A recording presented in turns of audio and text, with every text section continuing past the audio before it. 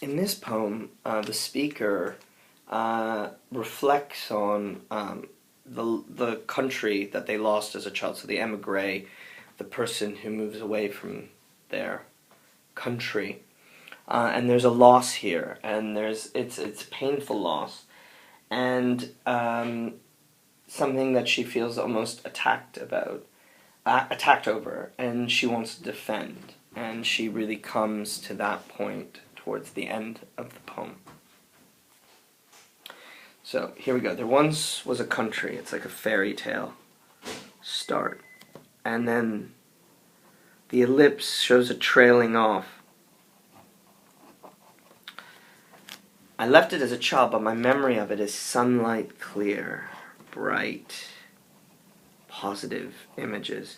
For it seems I never saw it in that November, which I'm told comes to the mildest city. So, never cold, or dark, or autumnal. She is always living this city. The memory of the city is bright, spring and summer. The worst news I receive of it cannot break my original view. She's the bright, filled paperweight. So she is optimistic and maybe a little bit resistant to hearing bad things. It may be at war, it may be sick with tyrants, but I am branded by an impression of sunlight. It's a permanent feeling of nostalgia and love.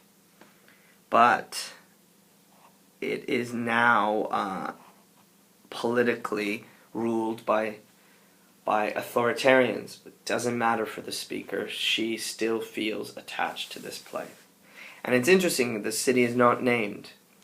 So that might be something to consider as well. The white streets of that city. So that bright whiteness continues. The graceful slopes glow even clearer as time rolls its tanks and the frontiers rise between us. So here invades now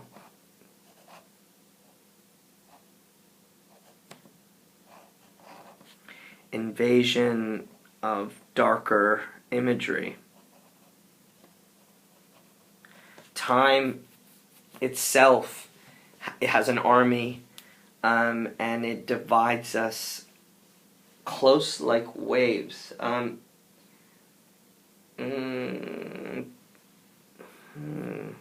Close like waves. This isn't a confusing image for me, this simile. Like waves, close like waves. I don't know how waves close, but it feels like time is dividing the speaker and their city, either with tanks or with borders or with waves. That child's vocabulary carried here like a hollow doll opens and spills a grammar.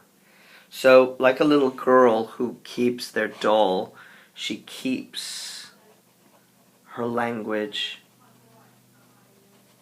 close to her. Soon I shall have every colored molecule of it.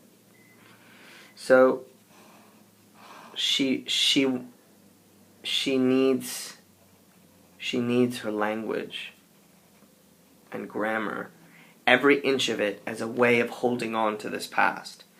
It may by now be a lie, banned by the state, but I can't get it out of my tongue. It tastes of sunlight. So the language itself is a metaphor that links with the brightness, the whiteness, but we invading in the second stanza, coming in as it did with the tyrants in the previous stanza, is the idea of the things that aren't allowed. It's banned by the state, this language, but it doesn't matter because it's part of who I am and it tastes like sunlight. And it's nothing that's ever going to change. That's what she feels. I have no passport. There's no way back at all, but my city comes to me in its own white plane. So she can't go to it, so it comes to her. So the city is lies in front of me, docile, passive, paper. Okay.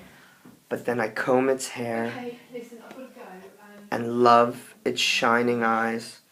My city takes me dancing, so here we just get all this positive love and affection for the city, as if it's a person. They cute, but then there's this menace. This menacing they. Who are they? We don't know. They accuse me of absence. They circle me. They accuse me of being dark in their free city. So the contrast is between light and dark. The positivity of the city and its negativity.